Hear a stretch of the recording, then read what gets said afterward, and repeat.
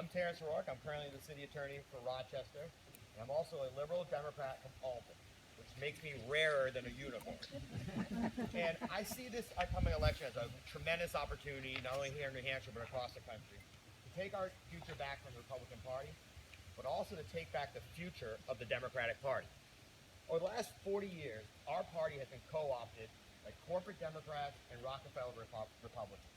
And what they've done is they've taken the party of FDR and they've turned it into this weird mix of social liberalism and crony capitalism. Do you know anybody whose position is this going into ballot box? I want unlimited abortion, but then no economic opportunity ever for me, my children, my grandchildren. Do you know anyone who thinks that way? But that's who's in control of our party right now. These are these Rockefeller Republicans who sit there and they're in bed with Wall Street and they don't give a crap about any of you sitting here right now. And they soft sell you on these social issues. So how are we going to change this? We're going to change this by nominating Democrats for office who are actual Democrats. And we talk about looking towards the future, we can look towards the past. Franklin Delano Roosevelt, he put the template out there. You talk about economic security for common people, and you will win everywhere. Not just here in New Hampshire, but around the nation. When FDR was the president, we had Democratic senators in Idaho and in Utah. We had liberal Democrats in Arizona. That's all gone away because we got taken over by those Rockefeller Republicans because they got booted out of their party by Goldwater and Reagan.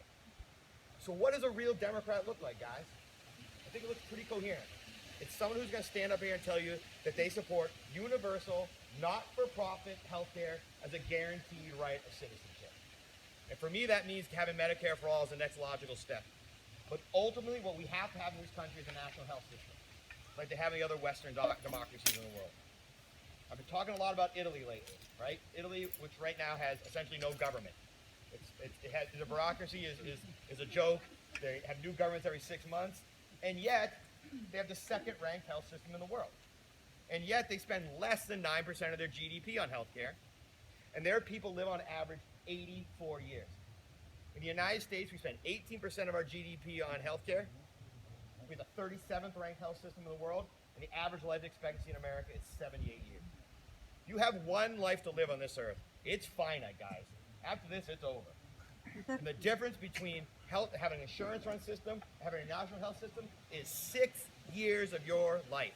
There are 6 years being stolen from your life in order to keep these fat cats on Wall Street filled up with yachts. So if you have a Democrat running for office and they are not for Medicare for All, please, please do not vote for them. Because this party will never change if we continue to send these people to Washington. Secondly, we have to secure Social Security in perpetuity.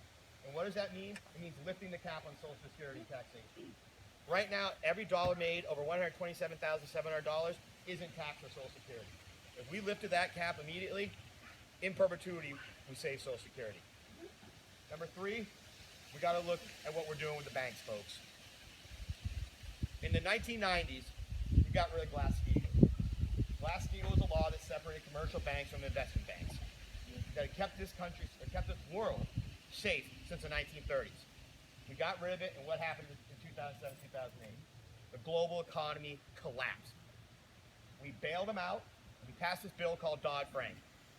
After Dodd-Frank was passed, banks from the littlest bank, from Piscataqua Savings Bank in Portsmouth, all the way to the big banks in Manhattan, record profits. That wasn't good enough for them, was it? So they just passed this bill recently called the Bank Lobbyist Act to roll back these prudential regulations on them, to make life more. It's going to make life a lot more difficult for you guys. It's going to make the economy a lot more dangerous, but it's going to make them a lot more profits. Now, how did this bill pass in the Senate where there's 49 Democrats? When you can stop anything with 40 votes. 17 Democratic senators voted for that bill, including our 2 senators here from New Hampshire. On average, those 17 Democrats have taken $222,000 from banking and related industries over the last 5 years. Senator Hassan took over $430,000. Senator Shaheen took over $330,000. So when it came down to it, these so-called Democrats, they voted for Wall Street over you guys. And we're not going to let them do that anymore, guys, because all this information is out there. So when someone comes to you and says they're a Democrat, I really want you to look at their records. I want you to go to fec.gov and see where they're getting their money from, because past behavior is the best indicator of future behavior. And if they take money from Wall Street, when it comes down to nut cutting time, they are going to vote for Wall Street and not for you. And they're looking and say, what are you going to do, vote for a Republican? No, what you're going to do is vote for a real Democrat in the primary. And the last thing I want to see, I'm probably over time here, but this is extremely important to me. I'm a veteran of the war in Iraq. I'm the only candidate in this race on any side who's exchanged fire with the enemy, so I know what I'm talking about here. These wars have to end. The wars in Iraq, in Afghanistan, Somalia, Syria, Niger, and anywhere else they've thought of sending our service members. They need to end. 17 years this fall will have been in Afghanistan. We're over 15 years in Iraq. And let's not forget how that Iraq war started. Democrats controlled the Senate, and a bunch of cowards like Tom Daschle and John Edwards and John Kerry and Hillary Clinton decided they want to put that issue aside because they were worried about running for president. Well, they were worried about running for president. They lost anyway in the 2002 midterms, and they lost the president in 2004. And I spent 2006 to 2007 fighting in Iraq because of them. We lost 5,000 Americans in Iraq, 1 million Iraqis killed because they were cowards. We're never going to let that happen again. So I promise you I will never vote for an offensive military operation unless it's by declaration of war. And when it's by declaration of war, that means this country's decided that it's in our interest to go fight. And that means everyone fights. The economy becomes a wartime economy. We have a draft, and this country goes to war.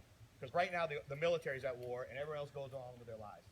So it's time to end that. It's time to reclaim our system. And thank you for your time. I'm Terrence Orr. Nice to meet you all. I'll be around.